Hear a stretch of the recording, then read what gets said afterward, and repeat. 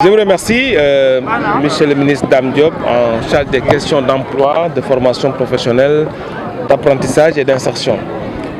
Je suis ce matin ici à Keur Massar pour constater de visu le démarrage effectif des 72 heures des pôles emploi-entrepreneuriat des jeunes et des femmes.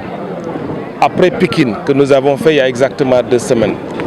C'est un concept que nous avons développé dans le sens d'accélérer la prise en charge des jeunes de Keur Massar dans le cadre du programme Xëyu Ndaw Ñi initié par le président de la République, son Excellence Macky Sall. En termes de chiffres, je pense qu'à Pikine, nous avons fait il y a 2 semaines, sur 3500 demandes, plus de 2900 ont été satisfaites. En termes de formation, en termes de financement, en termes de contrat de travail à durée déterminée, mais aussi et surtout en termes de financement de projets. Et après Pikine, c'est donc aujourd'hui Keur Massar, où je constate avec beaucoup de plaisir l'engouement que les jeunes garçons, les jeunes filles, les groupements de femmes, l'engouement avec lequel ils sont venus s'inscrire pour bénéficier d'accompagnement de l'État dans le cadre du programme Xëyu Ndaw Ñi. Mais comme j'ai expliqué par ailleurs, c'est du concret. La volonté du président de la République, après ce programme important qui a été lancé juste il y a 1 an et qui commence à donner des résultats probants, concrets, et rien que sur le volet recrutement spécial. Et aujourd'hui, au-delà des 72 heures, après ces 72 heures, donc aujourd'hui, demain et samedi, tous les bénéficiaires qui sont venus ici, qui ont un financement pour la formation ou pour un contrat de travail à durée déterminée, recevront leur parchemin, leur bon de financement, leur bon de formation ou bien signeront leur contrat de travail. Donc c'est du concret. Je pense que les jeunes de Keur Massar sont sortis en masse, c'est salutaire. Et je donne donc rendez-vous samedi pour donner effectivement les bons de formation, les financements, mais aussi les contrats de travail à durée déterminée dans le cadre de la convention État-employeur. Est-ce que vous pouvez revenir sur l'importance de ces 72 heures? Oui, c'est important parce que c'est un élément de communication, les 72 heures, de permettre aussi aux jeunes, filles et garçons, de venir in situ, avoir les informations, de s'inscrire et d'avoir une réponse à leur projet. Toutes les demandes seront satisfaites d'une manière ou d'une autre. J'ai expliqué que ceux qui auront les demandes complètes et pertinentes seront financés en termes de formation ou de financement, mais ceux qui auront besoin d'accompagnement aussi le seront. Donc je pense que la pertinence des 72 heures n'est plus à démontrer au vu de l'affluence que nous notons ici à Keur Massar aujourd'hui. Et c'est une dynamique que nous comptons faire. Après Keur Massar, ce sera Dakar Plateau et on sillonnera tous les départements du pays pour faire exactement. Monsieur le ministre, qu'est-ce qu'on peut s'attendre au sortir de ces 72 heures de Keur Massar? Mais on va s'attendre à ce qu'on finance les jeunes. On va donner des bonnes formations. Tout dépendra du nombre de jeunes qui se seront inscrits pour qui leur projet de formation est pertinent. On les financera. Je vous donne rendez-vous donc samedi pour cela. Mais je rappelle qu'au-delà des 48 heures, donc demain soir, le préfet convoquera une réunion du comité départemental qui va statuer sur l'ensemble des demandes après le travail technique des structures. Donc le préfet va faire une validation définitive des demandes de financement, des demandes de formation et des contrats de travail qui vont être signés ici. Monsieur le ministre, il y a aussi les jeunes qui disent qu'après la formation, ils n'obtiennent pas le diplôme aussi. Ça pose problème au niveau de vos ministères. Quelles sont les démarches que vous faites aussi pour que ces jeunes-là, après la formation, qu'ils obtiennent les diplômes au niveau de ces établissements privés? Non, je pense qu'il y a 2 choses. Ceux qui font des formations classiques longues, ils ont le diplôme à partir des examens d'État qu'ils font. Donc quand vous êtes dans une structure de formation, publique comme privée, à la fin de votre cycle, vous faites un examen organisé par l'État et votre diplôme est délivré. C'est ce qui sont dans des certifications, parce que ça aussi c'est une autre modalité de formation qui consiste à donner pendant un petit laps de temps, 3 à 6 mois, une formation qualifiante à des jeunes. Ceux-là recevront leur certification pour attester de leur participation à la formation et de l'acquisition aussi des compétences nécessaires pour exercer ce métier. L'organisation des certifications aussi s'attend aussi. jërëjëf maa ngi leen di sant bu baax tey dama ñëw fii ci Keur Massar pour lancer li ñuy wax 72 heures des pôles emploi entrepreneuriat.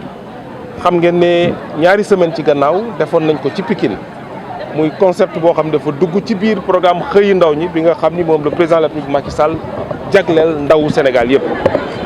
mais ci instruction président de la République ñu bëgg ndaw ñi gën a xam pôle yi gën ci mën a ñëw pour am solution ci seen formation wala ci seen financement wala ci seen liggéey ci Pikine biñ fa demee ñaari semaine ci gannaaw wax dëgg yàlla lu toll ci ñetti junni ndaw ak juróomi téeméer bindu nañ mais bi ñu defee liggéey bi ba pare lu ñetti junni am nañ ci kii liggéey kii formation kii financement loolu nag lañ bëgg a wéyal ci département Sénégal yëpp tey ñu ñëw fii di ko ubbi ci Kër Massar ma am mbégte lool ci li ma fi gis ci ndaw ñi ci jigéen ñi ci groupement de famille ñoo xam ni ñëw nañ pour wut si financement wut si formation wut si aussi liggéey.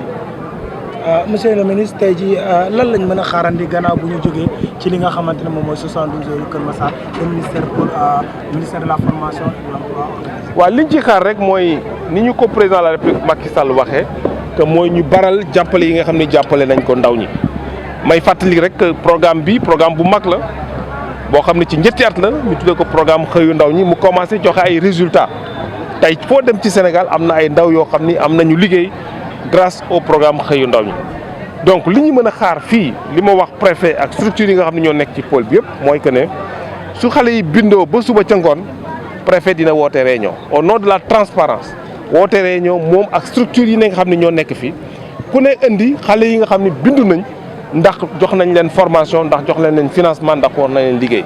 préfet ànd ak kuréelu ndaw ñi conseil départemental de jeunesse conseil communal ànd ak les maires yi les maires les élus mais ànd ak aussi jigéen ñi pour que ñu mën a valider définitivement cela. donc bu samedi incha allah li ma wax mooy ñetteelu fan bi buy jeex xale yi nga xam ni seen dossier agréé nañ ko dañ leen di woo fii ñu ñëw ñu jox leen seen bon pour ñu dem jàngi wala pour ñu dem liggéeyi wala pour ñu dem am financement. lan mooy solo 72 heures yi solo 72 heures yi nga ñëwaat. waaw solo bi mooy li ma wax rek ne programme bi programme bu mag la bu am solo bu commencé joxe ay résultats ñu ne président ne dafa bëgg mu yomb te gaaw.